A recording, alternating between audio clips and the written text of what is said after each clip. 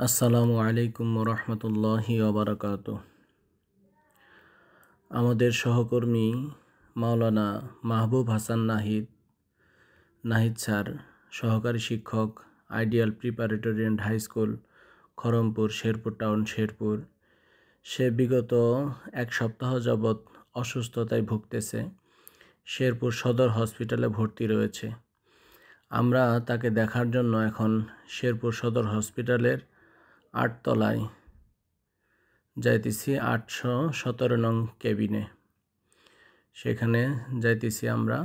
গিয়ে এখন আমরা তার সাথে সাক্ষাৎ হয়ে গেল। এর আগেও আসছিলাম আমরা, কিন্তু আজকে তার ময়মনসিংহ মেডিকেলে ভর্তির জন্য ময়মনসিংহ চলে যাবে। সেজন্য আবার একটু সান্ত্বনা দিতে আসলাম, দোয়া করতে আসলাম।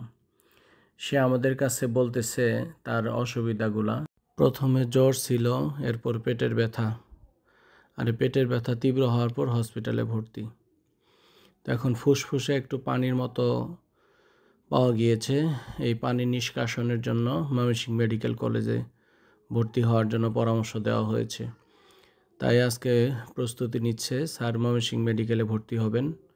তো সকলের কাছে দোয়ার দরখাস্ত, সবাই দোয়া করবেন।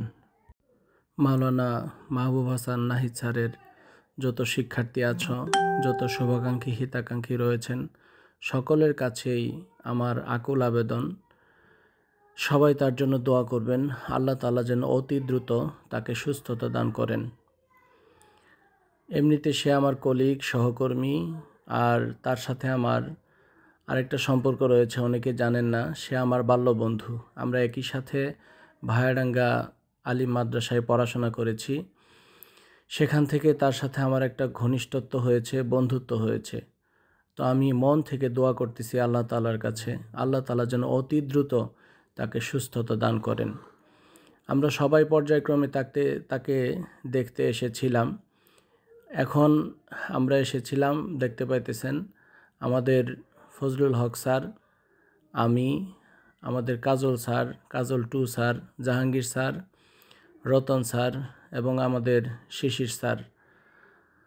তারা প্রায় এসেছেন, আমিও এসেছিলাম। আজকে আবার এসে তাকে মানসিকভাবে মনোবল বাড়ানোর জন্য সান্ত্বনা দিয়ে গেলাম। আল্লাহ তাআলা যেন আমাদের দোয়াটা কবুল করে নেন, তাকে সুস্থ করে তুলেন এবং তাকে ধৈর্য ধারণ করার তৌফিক দান করেন। সকলের মঙ্গল কামনায় আসসালামু আলাইকুম।